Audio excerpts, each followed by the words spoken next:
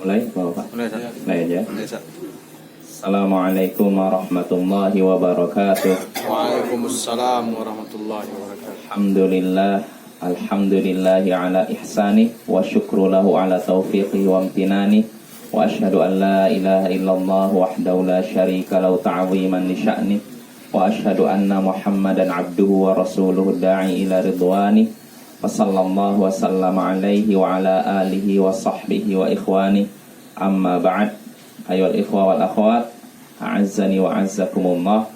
Saudara-saudariku yang semoga dimuliakan oleh Allah, kita bertemu kembali di malam Kamis dalam rangka mengkaji hadis-hadis yang ada dalam kitab Arba'una Haditsan fit Tarbiyati wal Manhaj karya Imam atau karya Syekh Dr. Abdul Aziz As-Sadhan hafizahullah ta'ala. Ya, pada pertemuan sebelumnya kita Selesai di 18. selesai hadis ke-18 ya, yaitu hadis tentang kisah Mu'adz bin Jabal ikut sholat bersama Rasulullah, lalu balik ke kaumnya, kemudian ia sholat lagi sebagai imam. Dan di dalam sholat tersebut dia membaca surat Al-Baqarah sempurna. Dan ini membuat seseorang akhirnya memisahkan diri dari jamaah. Dia melakukan sholat dengan ringan, dan berita tersebut sampai kepada Mu'adz. Maka Mu'adz berkata, orang itu munafik. Nah, maka orang yang disebut munafik ini mendatangi Nabi SAW mengadukan perkataan Mu'adz.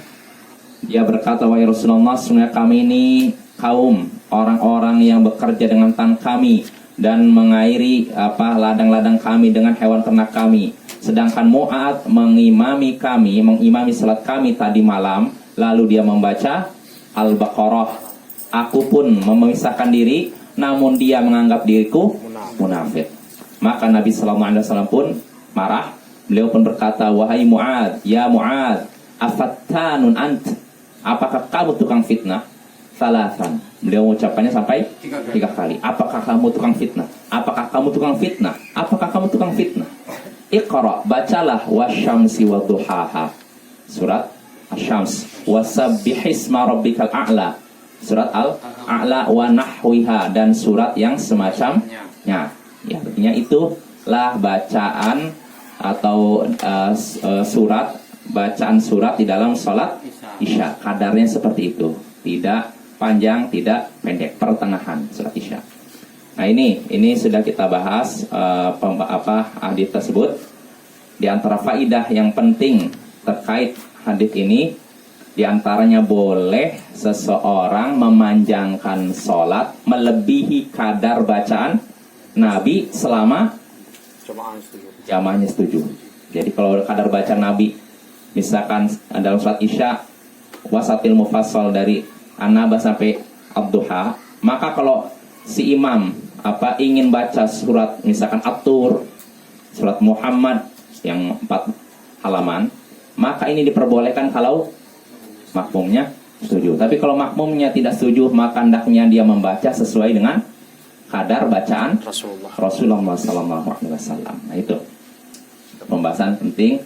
Lalu terakhir terkait ini penting juga, seorang pengajar boleh bersikap keras kepada muridnya kalau memang dibutuhkan. Seperti Nabi berkata pada Mu'adz, apakah kamu tukang fitnah? Ini keras tidak? Kelihatan keras tidak? Keras kan? Nah, ini diperbolehkan kalau memang dibutuhkan ya. Apalagi kalau kata Syekh ini, kalau perkara yang dilakukan oleh murid ini menyebabkan orang lari dari dakwah, gara-gara dia membaca surat melebihi kadar bacaan Rasulullah SAW. Nah, itu pembahasan kita pada pertemuan sebelumnya. Nah, sekarang kita masuk hadis baru. Berkata Syekh Abdul Aziz As-Sadhan hafizahullah ta'ala, al-hadits at-tasi'u asyar, hadis ke-19. An Abi Kabsyah al-Anmari radhiyallahu anhu qala, dari Abu Kabsyah al-Anmari, semoga Allah meridhoinya, ia berkata, qala Rasulullah sallallahu alaihi wasallam, Rasulullah sallallahu alaihi wasallam bersabda, salatun uqsimu alaihin, ada 3 perkara yang aku bersumpah untuknya, bersumpah untuk menyatakannya. Ma naqasa malu 'abdin min shadaqah, Ada 3 perkara yang aku bersumpah untuknya. Tidak akan berkurang harta seorang hamba karena sedekah. Wala zulima 'abdun madlamatan sabara 'alaiha illa zadahumullahu 'azza wa jal 'izzan. Dan tidaklah seorang hamba dizalimi, tidaklah seorang hamba dianiaya lalu dia bersabar, kecuali Allah menambahkan untuknya kemuliaan. Wala fataha 'abdun baba mas'alatin illa fatahallahu 'alaihi baba faqr. Dan tidaklah seorang hamba membuka pintu minta-minta, kecuali Allah bukakan untuknya pintu kemiskinan. Wa uhaddithukum haditsan fahfadhu. Aku sampaikan kepada kalian suatu perkataan, maka hafalkanlah itu. Innamad dunya li arba'ati nafar. Sesungguhnya dunia itu milik 4 orang. Dunia itu terbagi untuk 4 orang. Terbagi untuk 4 orang. Pertama, abdin razaqahumullahu malan wa ilman fa huwa yattaqi fihi rabbah wa yasilu fihi rahimah wa ya'malu lillahi fihi haqqan fa hadza bi afdhalil manazil. Pertama, seorang hamba yang Allah beri rezeki berupa harta dan ilmu, lalu dia pun bertakwa kepada Allah terkait hartanya tersebut. Wa yasilu fihi rahimah, lalu dia gunakan hartanya untuk silaturahim, menyambung tali kekerabatan. Wa ya'malu lillahi fi haqqan, dan dia juga mengetahui ada hak Allah pada hartanya. Fahadza bi afdhalil manazil, maka ini orang yang paling baik kedudukannya. Dan saya bacakan dulu, nanti kita ulangi lagi ya. Wa abdin, itu yang pertama. Yang kedua, wa abdin razaqahumullahu ta'ala ilman wa lam yarzuqhu malan fa huwa shadiqun niyyah. Yaqul law anna li malan la amiltu bi amali fulan fa huwa bi niyyati fa ajruhuma sawa. Yang kedua, seorang hamba yang Allah beri rezeki berupa ilmu tapi tidak diberi rezeki berupa harta, namun niatnya jujur, niatnya baik. Yaqul, dia berkata, seandainya aku memiliki harta seperti yang dimiliki fulan, seandainya aku memiliki harta, tentu aku akan melakukan perbuatan seperti yang dilakukan oleh fulan, orang pertama tadi. Fahuwa biniyati, maka dia mendapatkan pahala karena niatnya. Fa'ajruhuma sawa, maka pahala 2 orang ini sama. Yang tadi orang pertama dan kedua sama. Wa abdin, yang ketiga. Wa abdin razaqahumullahu malan wa lam yarzuqhu ilman yakhbitu fi malihi bighairi ilm la yattaqi fihi rabbah wa la yasilu fihi rahimah wa la ya'lamu lillahi fihi haqqan fahadza bi akhbathil manazil. Yang ketiga, seorang hamba yang Allah beri rezeki berupa harta tapi tidak diberi rezeki berupa ilmu. Dia pun sembarangan menggunakan ilmunya dia pun sembarangan menggunakan hartanya tanpa ilmu. Dia tidak bertakwa kepada Allah terkait hartanya. Dia tidak gunakan hartanya untuk menyambung tali kekerabatan, silaturahmi, dan tidak mengenal hak Allah pada harta tersebut. Fahadza bi akhbathil manazil, ini adalah orang yang paling buruk kedudukannya. Wa abdin, yang keempat, wa abdin lam yarzuqhumullahu malan wala ilman fahuwa yaqul law anna li malan la amiltu fihi bi amali fulan fahuwa bi niyyati fawizruhuma sawa. Yang keempat, yaitu seorang hamba yang tidak diberi rezeki oleh Allah berupa harta dan ilmu, lalu dia berkata, seandainya saja aku punya harta seperti yang dimiliki orang ketiga tadi, tentu aku akan melakukan amalan seperti yang dilakukan dia. Fahuwa biniyati, maka dia mendapatkan seperti niatnya, dapat dosa karena niatnya. Fawizruhuma sawa, maka dosa 2 orang ini, orang ketiga dan 4 sama. Akhrajahu Ahmad wa Tirmidzi. Hadis ini diriwayatkan oleh Imam Ahmad dan Tirmidzi. Nah, kita bahas Bapak-bapak. Hadis tersebut hadis yang sangat bermanfaat ya. Hadis ke-19 dari Abu Kabsyah Al-Anmari. Semoga Allah meridainya. Kenapa semoga Allah meridainya? Sahabat Nabi. Dia berkata, Rasulullah SAW bersabda, "Thalathun uqsimu alaihin." Ada 3 perkara yang aku bersumpah untuknya. Artinya saya bersumpah untuk menegaskan 3 perkara ini. Jadi kabar dari Nabi itu benar kan? Ya. Tapi Nabi ingin menegaskan lagi kebenaran kabar tersebut. Aku bersumpah untuk 3 perkara ini. Apa saja 3 perkara tersebut? Pertama kata Nabi, mana qasamalu abdin min sadaqah. Harta seorang hamba tidak akan berkurang karena sedekah. Tidak akan berkurang. Sekilas berkurang, padahal sebenarnya tidak berkurang. Lalu yang kedua, perkara kedua sampai Nabi bersumpah, tidaklah seorang hamba wala zulima abdun madlamatan sabar 'alaiha illa zadahallahu 'azza wa jalla 'izzan. Tidaklah seorang hamba dizalimi, dianiaya, haknya dirampas, terus miliknya diambil oleh orang atau difitnah dan semacamnya. Tidaklah seorang hamba dizalimi, dianiaya, lalu dia sabar, kecuali Allah akan menambahkan kemuliaan padanya. Maka jangan sampai kita mengira kalau kita dizalimi, kita rendah. Enggak, justru kalau kita sabar, Allah sedang mengangkat derajat kita. Ya. Adapun orang yang menzalimi, dia mengira dengan itu orang yang dia zalimi jatuh, dianya padahal tidak seperti itu. Wala yahiqul makru sayyi'u illa bi ahli. Makar yang buruk, tipu daya yang buruk akan kembali kepada pelakunya.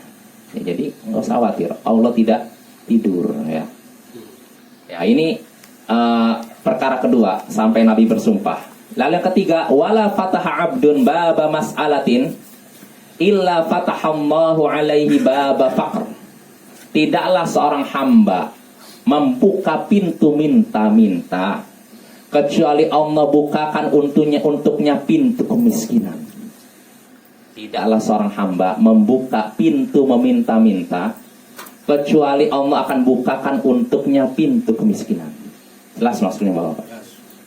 Membuka pintu meminta-minta, ya seperti minta langsung, mungkin misalkan, saya minta ini dong, ya. Saya minta ini, saya lagi ini minta-minta. Nah ini orang seperti ini akan Allah bukakan di depan matanya pintu kemiskinan. Ini permintaan langsung maupun permintaan yang sifatnya Proposal. bukan. Maksudnya apa? Kadang orang, waduh saya ini kebetulan anak ini gimana ya, lagi butuh untuk ini, sindiran. Jadi nggak langsung minta, tapi intinya sih minta. Ya, kan ada yang begitu kan? Kiasan. Kiasan namanya. Oh, kiasan bukan masa kias. Oh iya, kias bisa dah. Jadi ada yang minta terang-terangan, ada yang cerita dulu. Maksudnya saya ini kebetulan istri ini lagi susah nih begini. Anak ini sekarang biaya sekolah lagi mahal-mahalnya. Belum lagi BBM sulit nih. Belum lagi minyak goreng mahal ini. Intinya saya minta sebenarnya gitu. Cuman dia cerita panjang gitu. Bermanuver dulu Ustaz. Iya. Nah, ini kan namanya minta-minta kan, walaupun tidak terang-terangan kan. Nah, yang seperti ini, kalau seorang seperti itu melakukan itu, dia membuka pintu minta-minta, maka akibatnya kata Nabi, Allah akan bukakan pintu kemiskinan. Bukannya kebutuhannya terpenuhi, malah dia merasa makin kurang. Ya, ini tentu saja Bapak, kalau seseorang minta-minta dalam keadaan tidak membutuhkan. Ya, kalau seorang membutuhkan nggak apa-apa, tidak tercela. Tapi yang jadi masalah kalau seorang meminta dalam keadaan tidak membutuhkan. Nah, ini hati-hati ya. Dalam hadis yang masyhur dalam Sahih Bukhari atau Muslim, man sa'alan nas amwalahum takaththuran fa inna ma yas'alu jamran fal yastaqil aw yastakthir. Siapa yang meminta harta kepada orang lain, harta itu apa?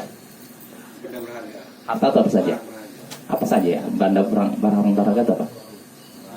Uang, HP, makanan dan semacamnya. Siapa yang meminta harta kepada orang untuk memperbanyak, kumpulkan, maka sungguhnya dia sedang meminta bara api. Silakan dia minta banyak ataupun sedikit, dia sedang mengumpulkan bara api. Hati-hati ya. Nah, ini bahaya juga ya. Dalam hadis juga sebutkan wala tazal mas'alatu bi ahadikum hatta yalqallahu ta'ala wa laysa fi wajhi muz'atul lahm. Senantiasa salah seorang dari kalian senantiasa meminta hingga bertemu dengan Allah dalam keadaan tidak ada sekerat daging pun di wajahnya. Tidak membutuhkan. Ya, seorang muslim pantang meminta-minta. Bahkan sudah kita bahas dalam usul talata atau kitab tauhid bahwasanya kalaupun kita sudah bahas kalau meminta-minta dalam keadaan tidak membutuhkan hukumnya haram. Meminta harta ya. Meminta harta dalam keadaan tidak membutuhkan hukumnya haram. Tapi kalau meminta jasa dalam keadaan tidak membutuhkan hukumnya makruh. Nah, tapi kalau meminta harta dalam keadaan membutuhkan hukumnya boleh. Boleh kalau butuh kita boleh. Tapi kalau ditanya afdalnya minta atau tidak? Tidak. Ya. Itu ada keutamaan tersendiri orang yang tidak meminta harta walaupun sebenarnya butuh. Ya, tapi kita bisa mengukur diri kita. Jangan dipaksakan juga. Kalau memang kita lagi butuh gimana lagi daripada kita binasa dan atau kita jadi makin parah ini kita kesulitan kita maka ini. Ya, itu yang ketiga ya, sampai Nabi bersumpah bayangkan. Pertama, harta seorang hamba tidak akan berkurang karena sedekah. Kedua, tidaklah seorang hamba dizalimi lalu sabar kecuali Allah angkat derajatnya, Allah tambah kemuliaannya. Lalu ketiga, tidaklah seorang hamba membuka pintu meminta-minta kecuali Allah bukakan untuknya pintu kemiskinan. Lalu Nabi di sini bersabda, wa uhadditsukum haditsan. Aku akan sampaikan kepada kalian, aku sampaikan kepada kalian perkataan, maka hafalkanlah. Ini menunjukkan penting. Kalau sampai Nabi nyatakan hafalkanlah, ya. Apa itu? Innamad dunya li arba'ati nafar. Dunia itu terbagi untuk 4 orang. Di dunia itu cuma 4 orang aja. Pada hakikatnya terkait harta dunia cuma 4 orang aja, tidak lebih dari itu. Pertama, abdin razaqahullahu malan wa ilman fa yattaqi fi rabbah wa yasilu fi rahimah wa ya'malu lillahi fi haqqan fa hadza bi afdalil manazil. Yang pertama, seorang hamba yang Allah beri rezeki berupa harta dan ilmu. Dia dapat rezeki, hartanya terus banyak, ilmunya pun ada. Maka orang ini bertakwa kepada Allah terkait hartanya. Jadi hartanya digunakan untuk kebaikan. Wa yasilu fihi rahimah, dan dia gunakan hartanya untuk menyambung tali kekerabatan. Wa ya'malu lillahi fi haqqan, dan dia juga mengetahui hak Allah pada hartanya. Fahadza bi afdalil manazil. Inilah orang yang paling baik kedudukannya. Jadi kan dunia terbagi 4. Ini kedudukan yang paling tinggi. Dia punya harta dan punya ilmu, dan karena dia punya ilmu, hartanya digunakan untuk ini, untuk kebaikan. Maka ini adalah sebaik-baik kedudukan ya. Yang kedua, wa 'abdin razaqahullahu ta'ala ilman wa lam yarzuqhu malan fahuwa shadiqun niyyah yaqul law anna limalan la'amiltu bi'amali fulan fahuwa biniyyati fa ajruhuma sawa. Yang kedua, seorang hamba yang Allah beri rezeki berupa ilmu. Dia punya ilmu tapi tidak punya harta. Allah tidak beri harta, ilmunya ada dia, tapi rezekinya tidak sebanyak orang pertama. Tapi dia punya niat yang jujur. Kata dia apa? Seandainya aku punya harta, tentu aku akan melakukan seperti yang dilakukan orang pertama tadi. Aku akan gunakan untuk sedekah, untuk infak, untuk rumah tahfiz, untuk ya kegiatan sosial, untuk nyambung silaturahim. Dia punya niat gitu. Kalau saya punya harta saya akan begitu, ya. Fahuwa biniyati, maka dia mendapatkan sesuai niatnya, mendapatkan pahala sesuai niatnya. Fa ajruhuma sawa, pahala dua orang ini sama. Maksudnya pahala dari sisi niat, ya, bukan dari sisi amalan. Kalau amalan tetap orang pertama lebih unggul, tapi pahala karena niatnya sama. Orang pertama punya niat, orang kedua punya niat, maka pahalanya sama. Jelas Bapak ya? Jelas. Itu orang kedua. Orang ketiga, wa 'abdin razaqahullahu malan wa lam yarzuqhu ilman yakhbitu fi malihi bighairi ilm la yattaqi fihi rabbah wa la yasilu fihi rahimah wa la ya'malu lillahi fi haqqan fa hadza bi akhbathil manazil. Yang ketiga, seorang hamba yang Allah beri rezeki berupa harta. Dia kekayaannya banyak, ya, tapi tidak diberi ilmu. Ia pun akhirnya sembarangan menggunakan hartanya tanpa ilmu.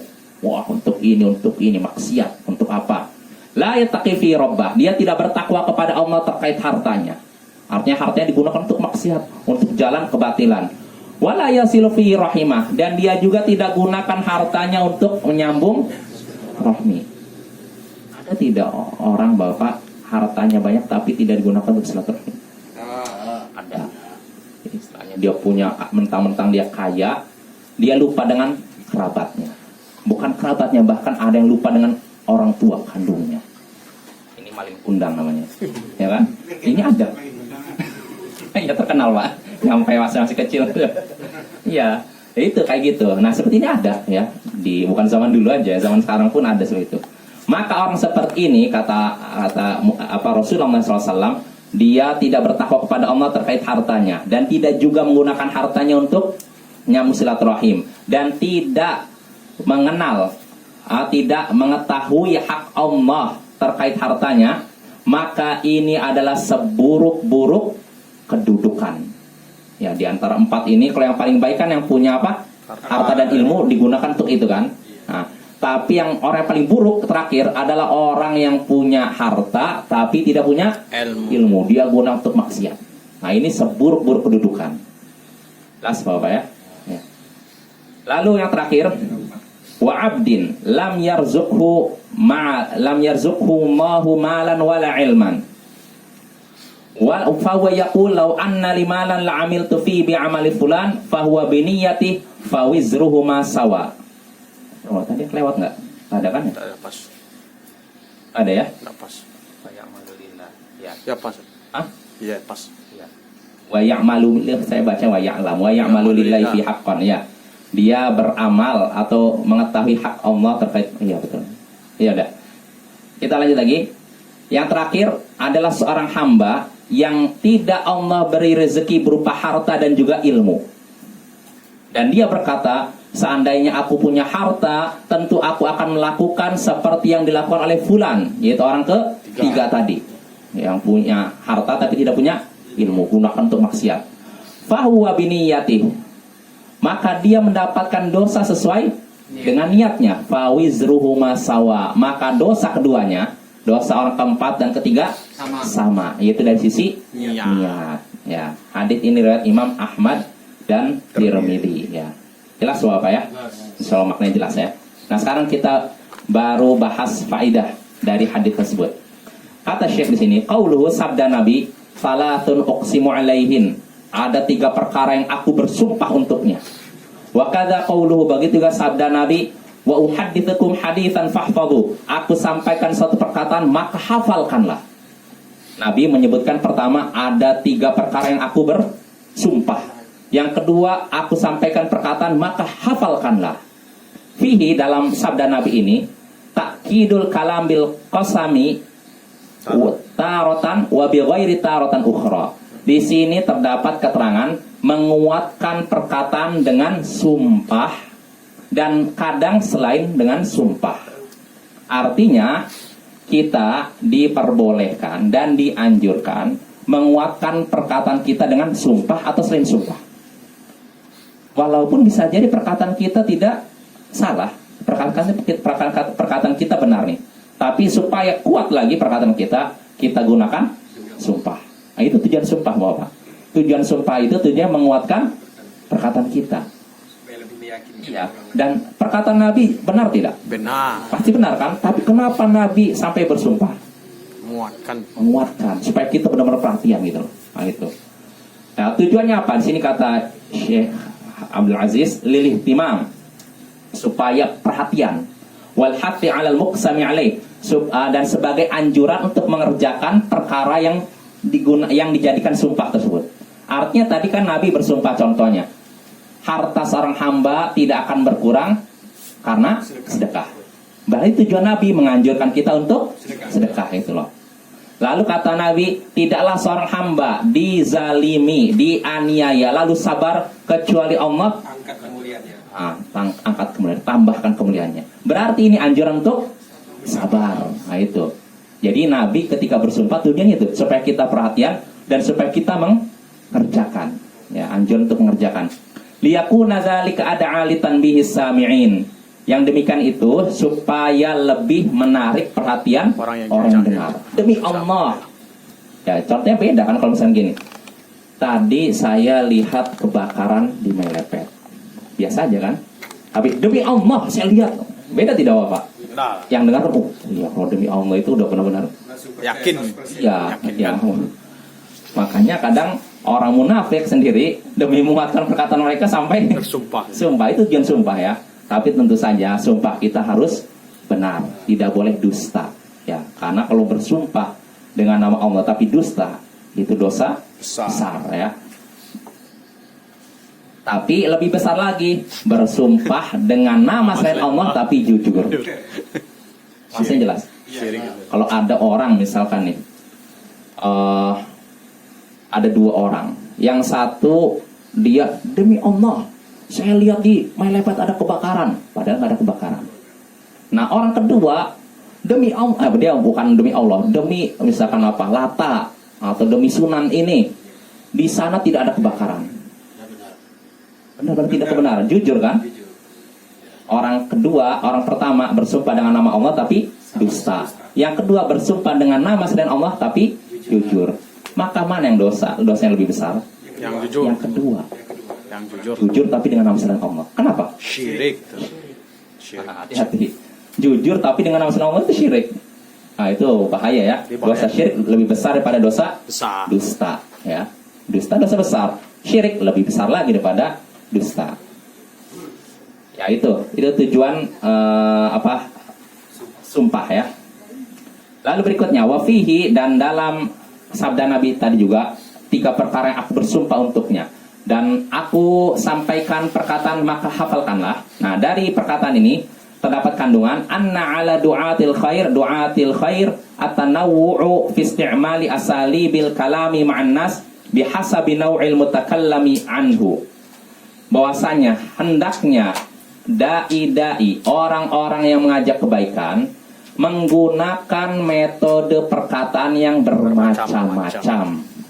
Menggunakan uslub, metode perkataan yang bermacam-macam bersama orang. Sesuai dengan jenis perkataan yang sedang dibicarakan. Ya seperti Nabi. Nabi kadang sumpah, kadang tidak sumpah. Ini tujuannya supaya apa? Supaya, karena kalau perkataan begini saja, Terlalu bosan. monoton kan? Terus kalau gini saja, biasa juga kan? Bosan kan? Makanya ada gini, makanya diantara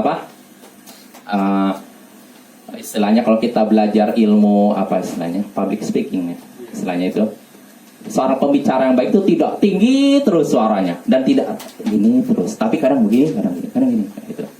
Tujuannya apa? Supaya apa? Menarik. Ya. Jadi jangan dikira kalau kita suaranya meninggi terus orang bakal perhatian, enggak juga. Ya, ada orang, saya pernah punya teman, jadi ada seorang ustadz ini kalau lagi ceramah, bukan lagi khutbah Jumat ya. Pembahasannya bukan lagi khutbah Jumat, lagi ceramah. Api-api itu. Tapi herannya di depan sini orang ngantuk. Sempat-sempatnya ngantuk. Ya karena mungkin kan orang tinggi terus kan jenuh juga kan. Nah, kadang harus datar. Makanya kalau kita mau lihat seorang orator di Indonesia yang paling yang bisa dijadikan contoh, Presiden Soekarno. Bung Karno. Itu lihat bagaimana ini kita cuman berbicara dari sisi itunya ya. Pidatonya, bukan dari sisi akidahnya atau apanya. Jadi saya sendiri lihat videonya luar biasa. Menarik. Jadi makanya sampai paman saya cerita kalau Bung Karno pidato itu kadang di depannya tukang sayur, tukang beca berdiri 2 jam biasa aja, nggak ada rasa letih dengar pidato dia karena menarik. Dan saya penasaran kan lihat dulu di YouTube, iya memang.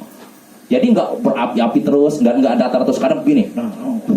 Dan itu memang menarik perhatian, enak didengar juga. Itu kelebihannya ya seorang orator sejati memang.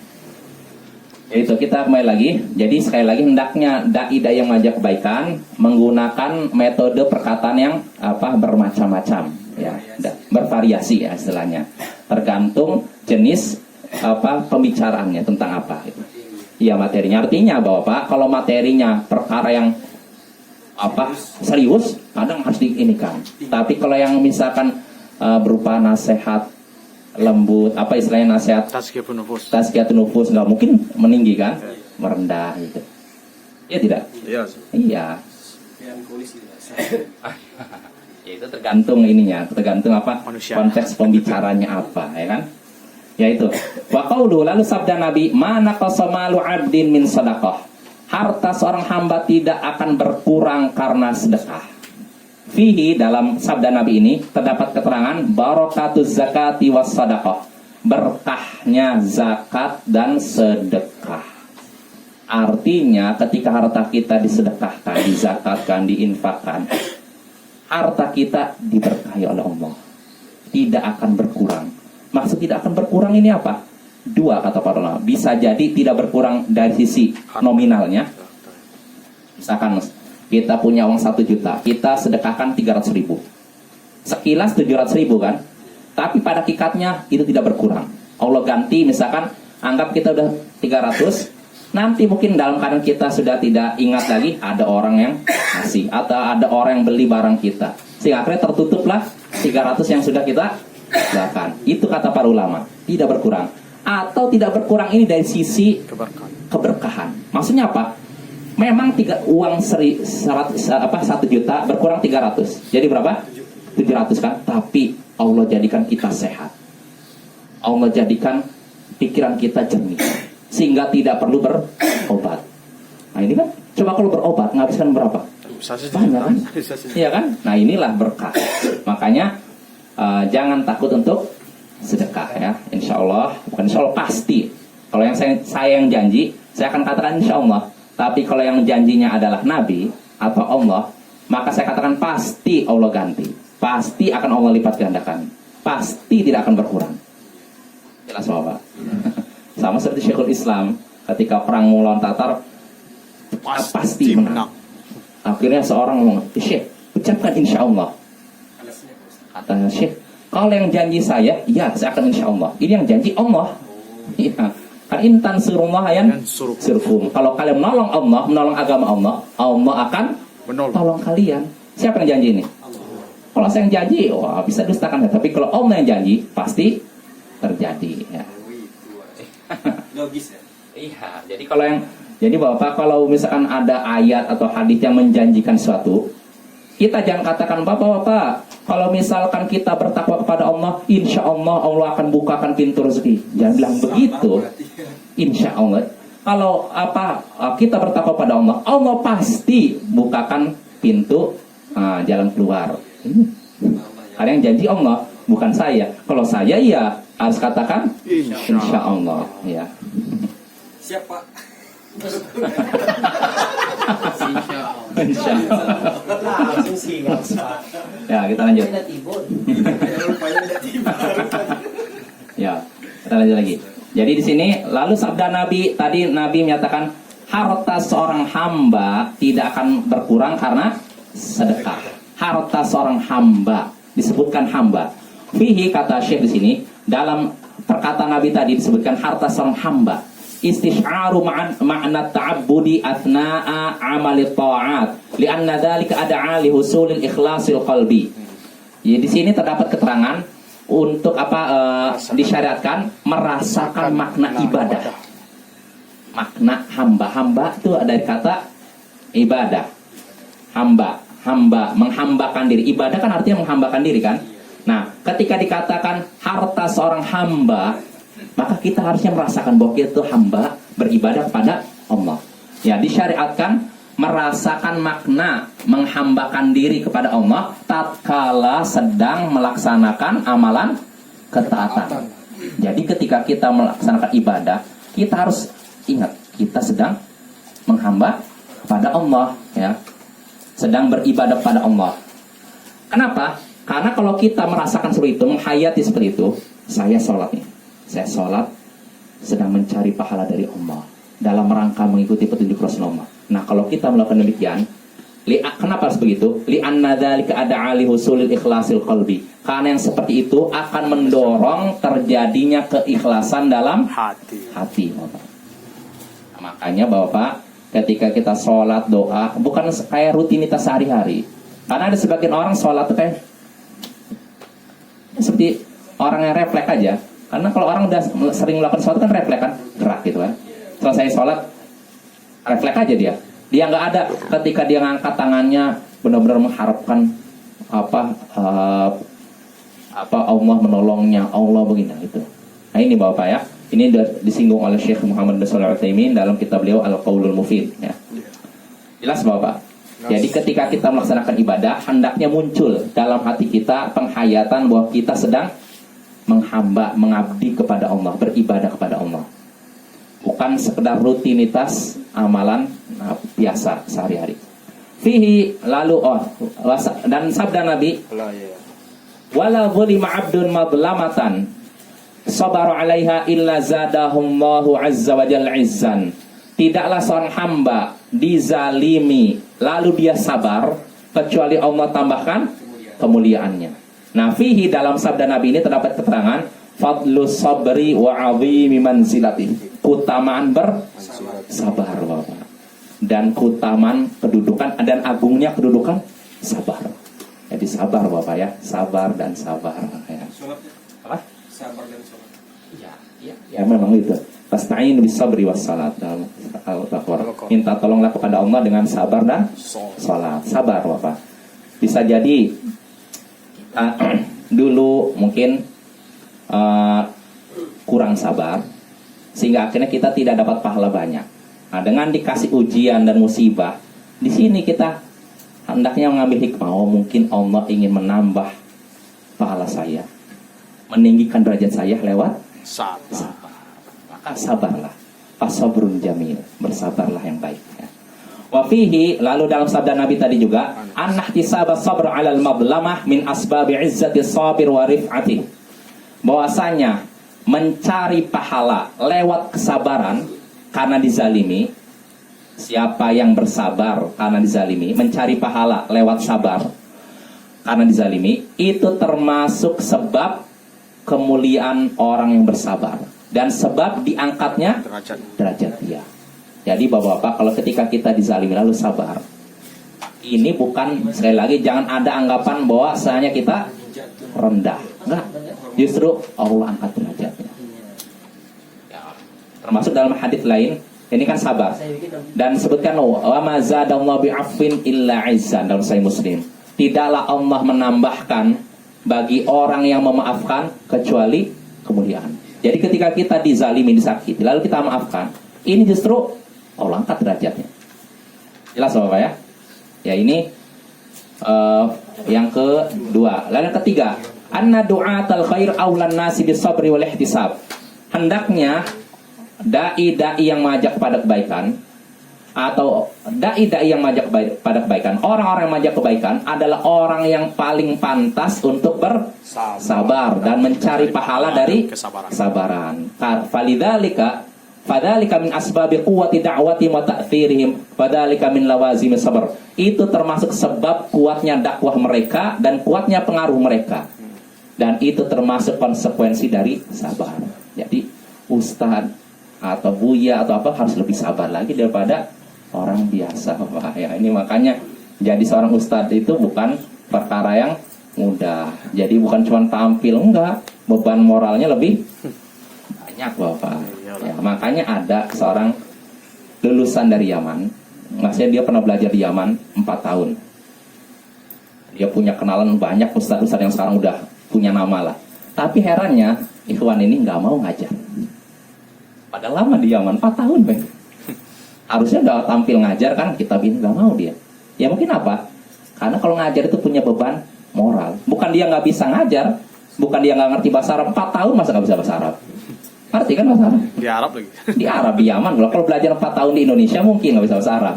Tapi kalau 4 tahunnya di Arab, di Yaman kan orang-orang Arab. Ya. Dia bisa baca kitab, bisa ngomong bahasa Arab, tapi nggak ngajar. Kenapa? Di antaranya itu beban apa istilahnya psikologisnya ya.